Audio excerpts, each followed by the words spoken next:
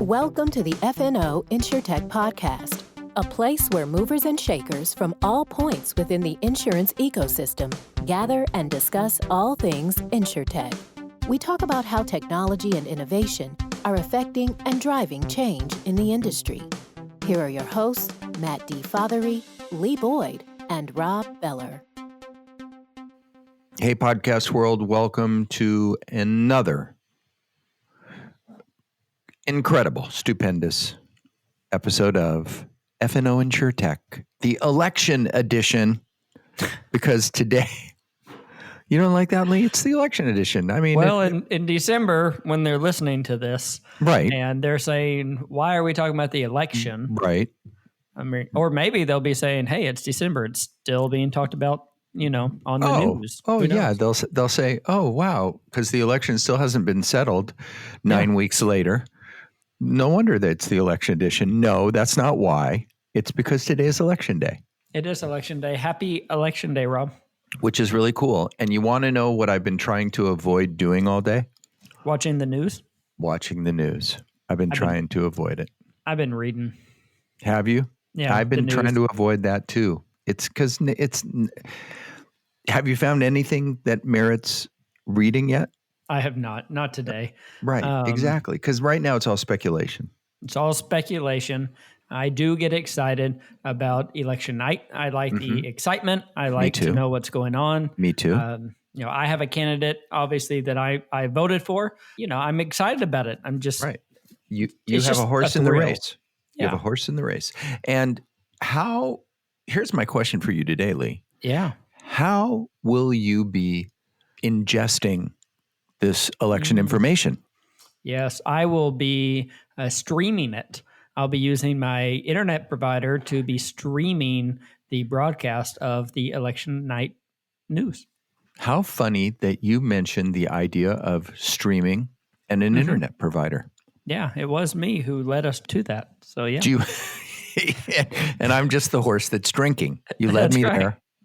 You led the horse there, and I'm now drinking. Why is that interesting? I mean, we talk about insurance. We're an insurance technology podcast. Yeah. What could that have to do with internet or something like that? Why does an internet service provider interest us?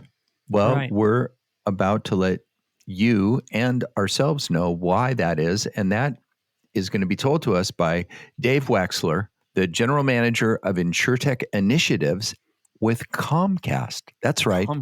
Comcast, who provides internet service to 28 million locations in this country. Yeah. Maybe even your internet service provider who you're listening through today. We have him on. I'm very excited. And if you've seen any of the presentations at InsureTech, you have seen Dave with Brett Juergens of Notion, and then of Asaf Wan with Hippo. And so you might have a little bit of a taste in your mouth on why we are talking to him today. But for those of you who don't, it'll be a great conversation about why Comcast is interested in InsureTech and why do they have a guy who sits there and dreams up ways that they can interact. Exactly. This is a very interesting strategic problem and idea of how do we take the fact that we have this pipeline, this data pipeline in and out of people's homes, and what can we do with it in the insurance and InsureTech world. And Dave is at the tip of that spear, and he'll be talking with us today about what Comcast is doing, what they've done, and where they're going. So without further ado, I'm not going to go in the other room and watch election news. Yeah. Instead, I'm going to talk with you to Dave Wechsler, General Manager of InsureTech Initiatives at Comcast. Hey, everybody. Welcome to another exciting episode. And we are here with a really interesting and unusual guest for us. He fits into a whole different kind of category than I think the categories that we've had previously, and we'll talk about that today. We have David Wechsler on. He's with Comcast, where he is the GM of InsureTech Initiatives at Comcast, who is my internet provider. So if I break up at all or get grainy or anything sound funny during this episode, it's because of him. It's because of Comcast. It's because of Comcast. I had to do that because, Comcast, love-hate relationship. But that's not why we're here today. We're here today to talk about what the heck is Comcast doing in InsureTech. And so with all that said, maybe too much said, welcome to the show, Dave. Thank you for having me. I appreciate it. It's a pleasure to have you. Where do we find you today? So I'm in Philadelphia, PA, right near our corporate headquarters. Actually live about a mile away. That's awesome. We were just saying before we started recording today that Philadelphia is kind of in the spotlight today. Today's election day, even though you won't be hearing this on election day. Is it a big deal in Philadelphia? I'm sure it is. It is. There's a lot of energy and excitement all around the city, but it's been a tumultuous few weeks as well in the city. So, with lockdowns and us staying actually pretty much in our house, we're not seeing a lot of it. We see a lot of it on the news. So, but hopefully we'll get through all this and everybody will be happy and we'll get to a more calm place again. Absolutely. Well, let's jump in by talking about Comcast a little bit and what the GM of InsureTech Initiatives does at Comcast. Yeah, absolutely. Comcast is a very large company, as you're aware. We're the nation's largest cable TV provider and also one of the world's largest internet service providers with about 28 million customers. We started exploring the insurance space about 4 years ago when I joined, believing that ultimately internet and connected technology would change the way that insurance works, primarily through new data sets and new real-time availability of this data.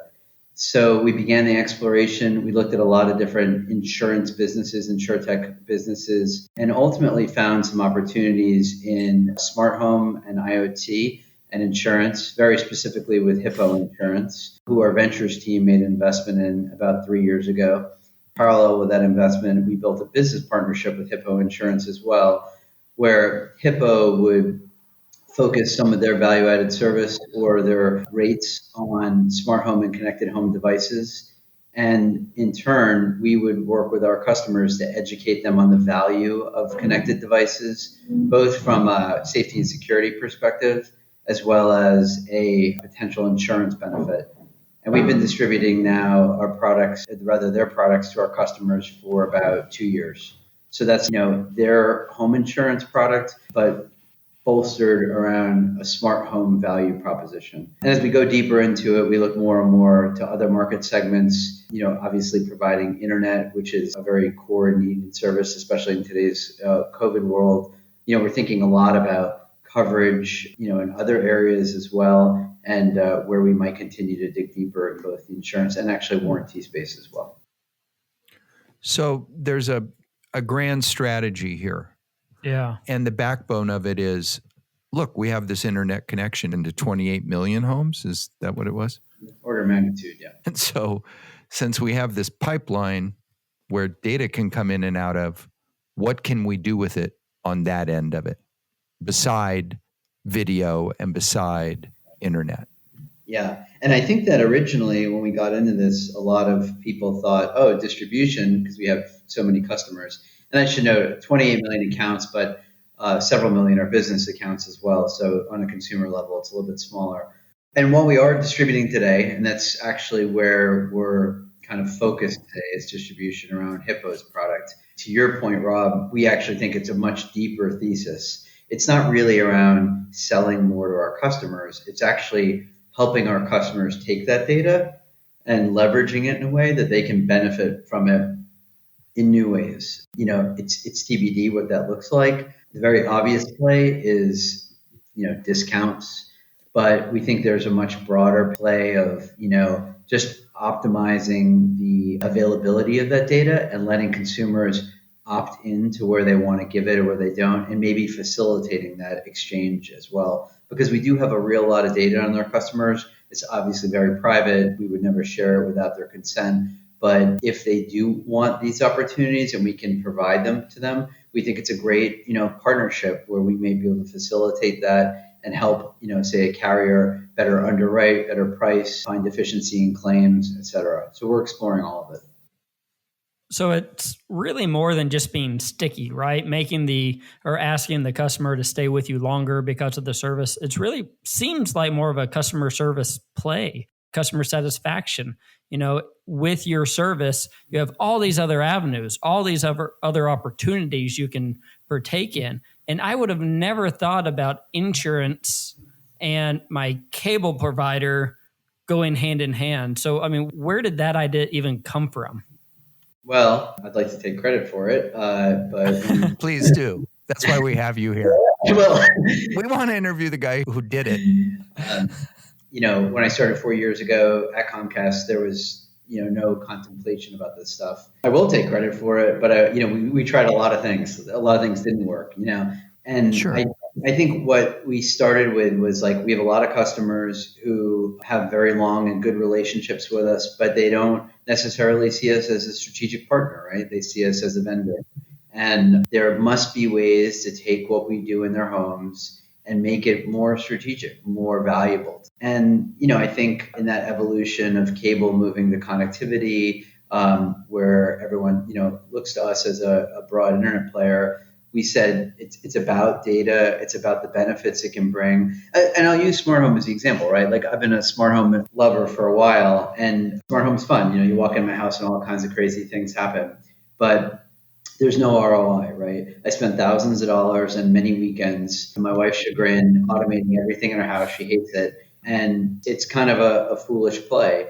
But when you look at how my home is safer, or the homes that we protect via our connectivity or our home security business, we have 1.4 million customers in home security that we have. You start to see, wow, these connected homes are safer homes. Are there not other benefactors of that? So we started reaching out to insurance companies to talk. I think the provider play was odd, but certainly home security made sense. When we saw that evolution of where home security would go, it became pretty clear that this would become a market trend. It's been a fun road, and obviously we're not the only ones pursuing it now, but I'd like to think we were influential in that, both in the Hippo investment as well as just, the day-to-day activity that we're doing, with our customers and the ecosystem. So what was it about Hippo that made the company invest in them? Were they just the one available, or is there a mission? What was the thought there?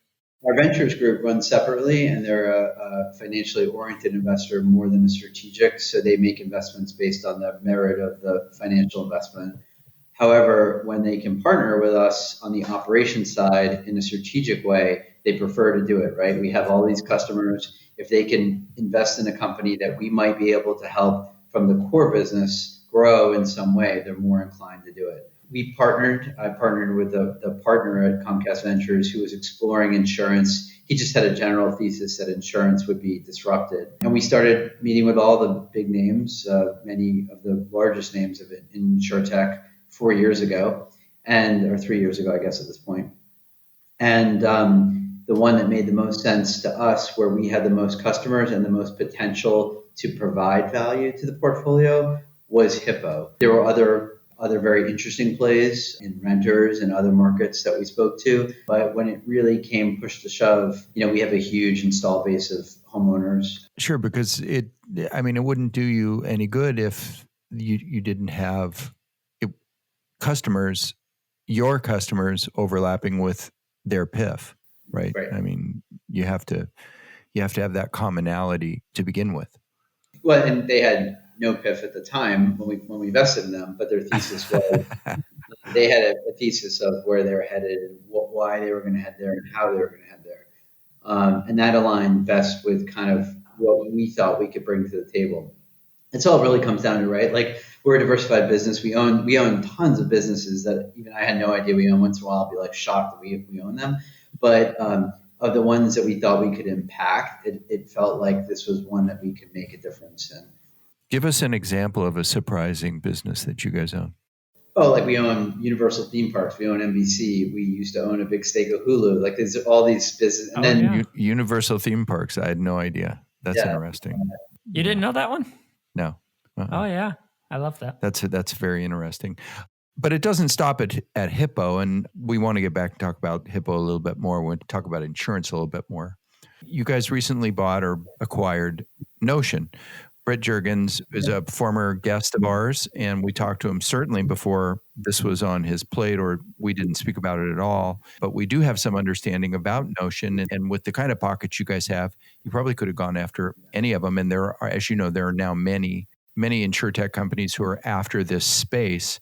What drew you to Notion, and in particular, and what drew you to the space, to that kind of concept? Well, let's start with the space. So again, working with Hippo, it was clear that we were going to focus on the protecting the home piece first. There were lots of IoT startups over the years that have both come and gone, as well as who have grown. But we have a pretty broad view with most of them. Some are very niche plays in protecting the home. Some are very broad plays. I've known Brett and his team for several years. We've watched them grow. We watched them actually, in fact, before they were working with Hippo, I knew them well. They built a very strong relationship with Hippo, one that provided a lot of value and seemed like it had a lot of merit. So as we kind of looked at the landscape, we leaned much more towards a company that was proven with our partner. Hippo is a partner in this area, and I think to move to a player who maybe wasn't working with Hippo, and they are working with a few different companies, but it seemed to make the most sense. Most synergies would be available if we worked with somebody who they already knew well and were working with well. So that certainly put Notion in the spotlight for us. I think their approach to product was most broadly applicable to where the insurance space is today. So, I think there are IoT products out there that are incredible and very sophisticated, and I think will change the nature of loss, the nature of claims, the nature of underwriting and engagement. But I also think that they're complicated. They require professional installation. The economics don't necessarily work.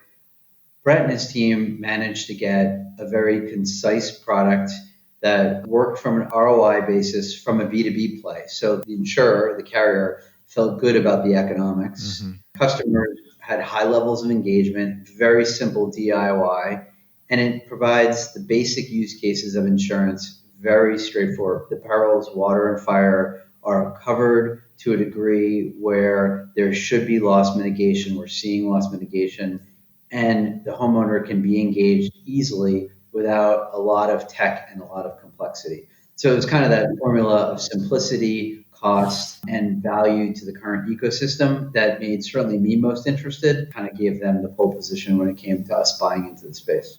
So with Notion, is that only applicable when there's a Hippo policy involved, or are you offering Notion products to your footprint in general? Which you could certainly do, right? I mean, it doesn't have to be tied to an insurance product. Yeah, Notion sells direct to consumer. They sell kind of independently as a wholly owned company of Comcast, but they do have a direct to consumer sales approach. We've been testing ways to market that to our customers as well. It's not a priority. I mean, it's very hard to get visibility at Comcast to get, opportunities to market directly to our customers. But we do believe in smart home. We do believe in the value proposition that smart home creates for our customers and us as well. So we're excited about trying new ideas, and you'll certainly see a few from us in the next year where we kind of dip our toe into that for sure. So content obviously is a super big deal at Comcast, right? I mean, you own production companies and television networks and movie studios and whatnot. So is it hard to get your share of attention in a little corner of the internet opportunity world? Yes and no. I mean, listen, I'm a 25-year entrepreneur before joining Comcast, and in my wildest dreams did I ever imagine that I could have a chance to market to 28 million people or to build a value proposition for 28 million people or accounts. We have opportunities to talk to these customers. For instance, distribution of Hippo. We're now getting to scale where we will do periodic campaigns about Hippo and how we work with Hippo to our customers, and that's exciting. But Comcast certainly works in a process that is very customer-centric. We want to make sure customers care about the products, that they only add value. There's a lot of process to go through to make sure that that's been validated. So it can be frustrating from an entrepreneur's eyes, but we have just so much potential in these markets that I have no doubt we'll capitalize on it and give our customers these opportunities as well. So coming from a entrepreneurial background, going into a major corporate environment, it's got to be different, but I'm curious, what did you bring from that entrepreneurial road into this position? What strengths are you really relying on now? Because we have a lot of people who are entrepreneurs, and some of them are looking at going into the corporate world. Some are corporate people coming out. I think it's just a curious question. Listen, what's great about being an entrepreneur is that you should have no fear. You should be willing to take risks and fail. And you should have just a vision that's strong. And if it's wrong, you can pivot and try new things. In larger companies, that's all a lot more difficult, at least in my one experience with a larger company. It's more difficult. But, I'm very fortunate in the role that I'm in. I have a very long leash to try things. I have a longer leash than most experiment. We're looking at this as a new potential business. What we do with it, we're not really sure. So I've certainly tried and failed. I've made lots of mistakes along the way. But I think what an entrepreneur brings to an environment like this is I have no fear of failure. I have no fear of being wrong. To me, I only want to do something big. And I think Comcast has this incredible potential to really change the way the insurance market works and do it in a way that's very collaborative with the ecosystem today. So that's exciting. And I think that that's a perspective that perhaps somebody who's been in the company for a long time wouldn't necessarily bring to the table. So what I'm hearing is the main goal for Comcast is to offer these services to their customers so that they're able to have more options, right? They become loyal to you. When Hippo's selling a policy, do they also cross-sell Comcast? Is that possible? It's possible. We've chosen not to do that today. That's not Hippo's strategy today. Hippo may move more towards that strategy. I can't speak for them. And if they do, we'd be interested in it, certainly, but it's not like a critical priority for us. We're looking more at diversification of how we, again, service our customer versus who else would sell for us. We're in most states in the United States now, and people know us, love us or hate us. And we're in a position where it's more about, can we make ourselves, more loved by the customer, a better value for the customer, create a better offering for the customer, and less about new customer acquisition, at least from my realm. Tell us about how the relationship with Hippo works today and how you guys help each other take advantage of that opportunity. So we went out, I got my P&C license. We set up an agency. So we're now actually licensed in all 50 states as an agency.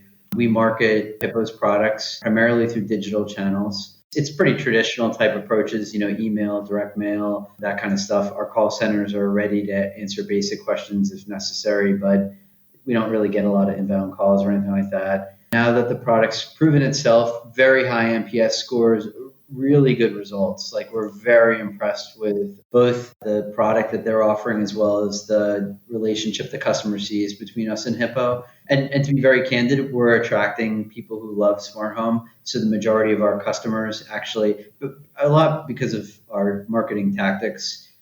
So we definitely engage customers who are a little bit more tech forward. They love this concept that their insurance rate might be impacted positively by having smart home devices and home safety devices. So they're very enthusiastic about that. So we'll lean in more as that continues to prove itself out. But today it's mostly that digital channel. And we are, by the way, also talking to other carriers. It's not an exclusive relationship. Sure. It's one that we're You're an agent. Yeah. Today, that's all we're doing, but we're looking a lot at how to broaden the strategy. Again, I think it's important to note, like, we're not interested in being distribution only. It's all about the use case of internet and data, as you pointed out earlier, Rob. So, we have to make a case for how this drives the overall data value proposition. But what isn't, right? Telematics, life and health, wearables, all these things are producing tremendous amounts of connected data. And I believe that the base technology provider like Comcast can provide a role, whether it's like full stack or distribution or whatever. We don't exactly have a final thesis there, but we definitely want to play in the ecosystem. But the partnership has really let us explore Notion's another step in that direction. And I suspect over 2021, we'll really finalize the place that we think we kind of fit in the best to add value to the ecosystem and the customer. So there was an existing relationship between Notion and Hippo. They had been working together before you guys got involved. Yep, independent. I want to talk about the confluence of the wide package of Comcast stuff, right? Like, occasionally I get direct mails from Comcast about home security systems, like you mentioned. and now you have the Notion systems, Hippo. But of course, when I think about Comcast, I think primarily about content, and I think about my internet, and I think about cable television. Do you guys see more opportunities to tie together with kind of the core of Comcast and what it is that you do? More ways that you all tie together? Yes and no. I mean, our cable business consists of internet, cable TV, voice. Believe it or not, we've got a big home voice product of Rob, which you are a customer of. Thank you. And home security. So that's the core businesses in our cable group. And we do see more and more in convergence and trends about how customers want these products to converge.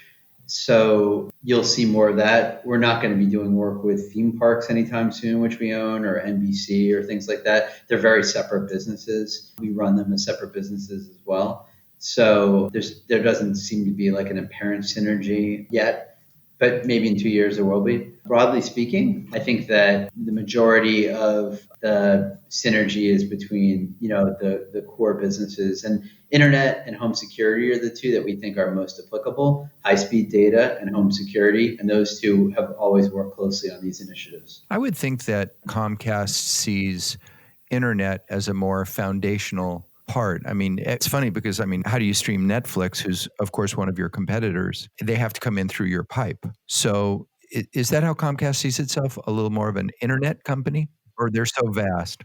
Yeah, I mean, I'm definitely overstepping my bounds to represent Comcast too much, since I'm, this one tiny portion of the whole business. Mm-hmm.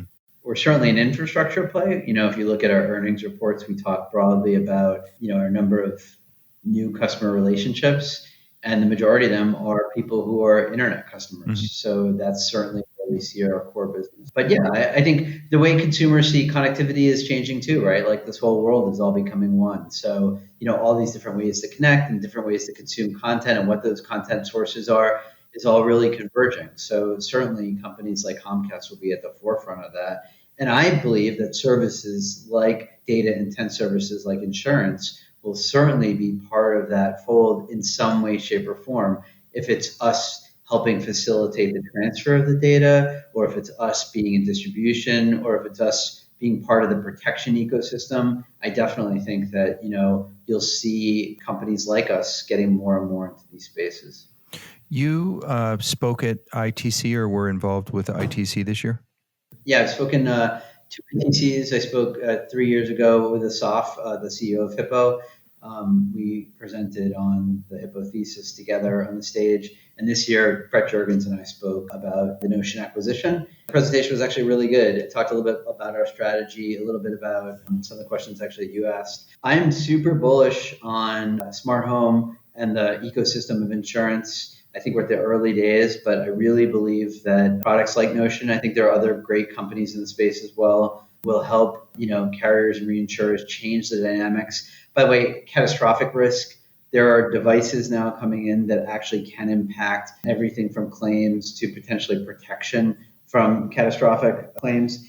And I also believe that the engagement model of the customer overall is going to change really dramatically with IoT and connected home. So super bullish on the space. You can hear about that ITC presentation, but yeah, big fan. And I really believe that. And by the way, at this ITC, I'm sure you guys saw a lot of the presentations. Just a mere fact that so many people are aware of this. IoT wasn't quite as big of a topic as it has been, but it's almost like a foregone conclusion, right? Smart home, just like telematics, wearables, is in market and will show loss remediation, will show better claims experience, will show better customer engagement, and therefore it will be part of the insurance ecosystem as it matures. Absolutely. One of the interesting things, and Asaf is a great, spokesman for this, is the concept of customer engagement in insurance. Yeah. As you know, that's a challenging thing because as you're an insurance consumer, we're insurance consumers, and we know that historically there is no customer engagement. The customer engagement is you pay your bill. And then if, God forbid, you have a claim, that's where the rubber meets the road. Other than that, pretty much there is no engagement. But you guys, that's part of the bridge that you're standing on. And why you guys must love Hippo is they're all about that. They're trying to make customer engagement relevant in insurance. And you guys are an enabler of that. I told you the reason why we invested was because it was the intersection of where we could impact and what looked like a good financial investment. Mm-hmm. But truth be told, if you really dig under the covers, their models for engagement was really one of the things that we felt was disruptive, right? Yes. Everything from underwriting alone, right, which is a very different experience than a traditional carrier might bring to the table. But then engagement along the way with messaging, renewal kits, when there's a crisis, proactively reaching out. The acquisition of Shelter. I mean, look at that. Talk about Right. Absolutely. I was thinking we about had that. Shelter on. Yeah. I mean, it's funny because now I think we're probably all like, makes sense. Like, duh, why hadn't we thought of this before? But at the time, that was a big move, right? And I, really applaud how, it's easier to do when you have a very small book of business and you're not, taking some of the risks in terms of magnitude that, say, a larger carrier would do. But what a great approach to the market, right? Like, we want to talk to you regularly. We want to protect you from loss. In fact, we want to dig in there and make sure that you've covered everything. And Shelter was a really good example of where I think this market can evolve. So yeah, it's that engagement piece I love. And Notion's a good example of that too, right? Notion talks about this a lot in their presentations, that all day long they're engaging the customer with their sensors, notifying people. And people love that engagement. So I really believe that there's a new model or an evolving model, which isn't limited to insurance. I mean, this is like everybody. Yeah, every single industry in the world. Correct. It's no longer set the bill out and hope for the best. It's customers want to have an experience and they're expecting an experience. I love that, and I agree with you.